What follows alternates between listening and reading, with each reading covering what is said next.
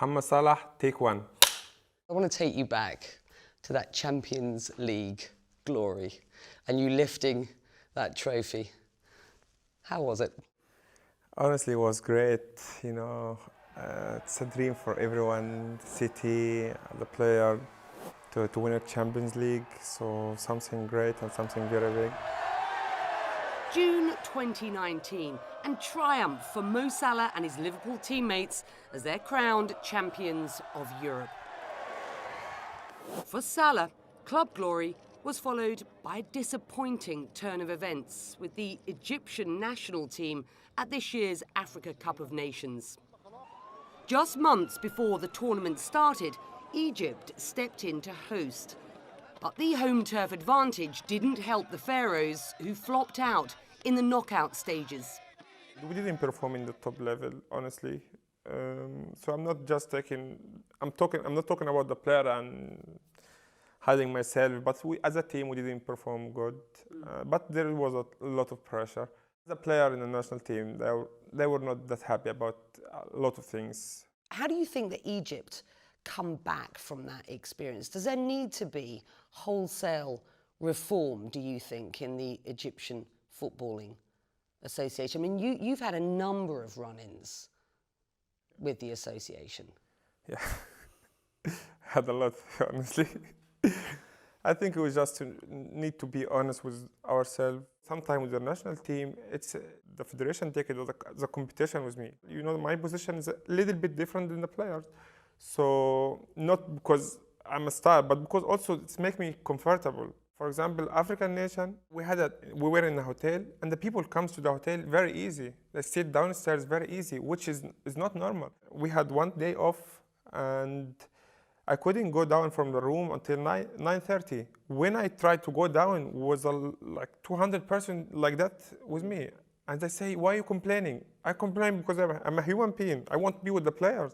Have you ever considered retiring from the national squad?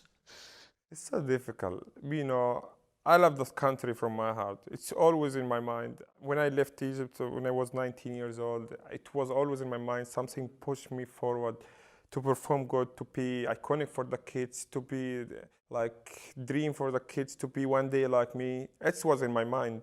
I want to be that person. So to retire from the national team is something huge for me. The lacklustre performance on the pitch was overshadowed by controversy off it. Early in the tournament, Egyptian forward Amra Wada was kicked off the team by Egypt's Football Association after allegations of sexual harassment surfaced online. But the 25-year-old was reinstated after key players, including Salah, seemed to offer him support on social media. Let's talk about the controversy over Amra Wada in the summer. Did your intervention help him get reinstated in the squad after he was initially suspended over allegations of sexual harassment? Absolutely not, because I'm not the national team captain, I'm not the team manager, I'm not the coach. Believe me, if I'm powerful, I could change a lot of things there.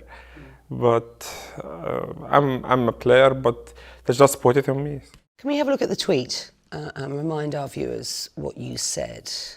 Women must be treated with the utmost respect. No, you said, means no. Those things are and must remain sacred. You went on, Mo, to say, I also believe that many who make mistakes can change for the better and shouldn't be sent straight to the guillotine, which is the easiest way out. We need to believe in second chances. We need to guide and educate. Shunning is not the answer.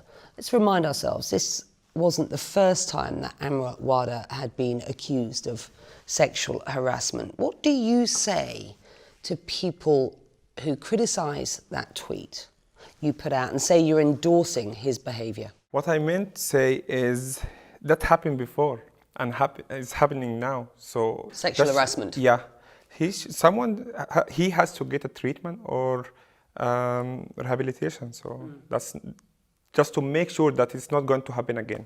So let me be quite clear. Amra Wada and others who are guilty of sexual harassment, you use the term need rehabilitating. Yes, what I mean is not someone in particular, but in general, they need rehabilitation and treatment for that.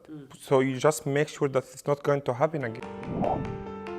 You were accused of hypocrisy when you were voted one of Time's 100 most influential. You talked about the need to change attitudes towards women in the Middle East, and then the tweet.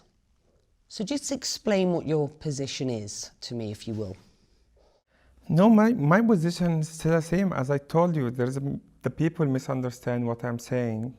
But in the meantime, what I'm talking about is the woman has to get her right in the Middle East. You are arguably one of, if not the most famous Arab in the world today. How do you use this platform to promote change? First of all, we have to accept that there is a problem. And I know it's very difficult to accept that, but 100% the problem is running deep and deep and deep. So, and the second thing, my opinion is the woman, she has a right to talk about anything she doesn't like. I'm talking about myself. I want when my daughter has a problem, she has to feel like support from me to come to talk to me about the problem. The most important thing is the fear. The wife fear from her husband, from her father, which that's the main point, I think. So the fear is not healthy for anyone. So we have to fix that. Mohammed, personally, have you changed your attitudes towards women as you have grown, developed, moved away from Egypt, become successful in Europe? I think, yeah, it changed a lot. I'm changing from the person, which I'm talking about it like the family scare from him, or the wife, or the daughter, or whatever, to the person he's talking now. Like, he's fighting against the subject because he sees that he's wrong. Yeah, of course, before I didn't have my daughter because I think probably I started to change like 9 years ago, 10 years ago, or I don't know, whatever. But to that person now is fighting against the subject because I can see it's very wrong.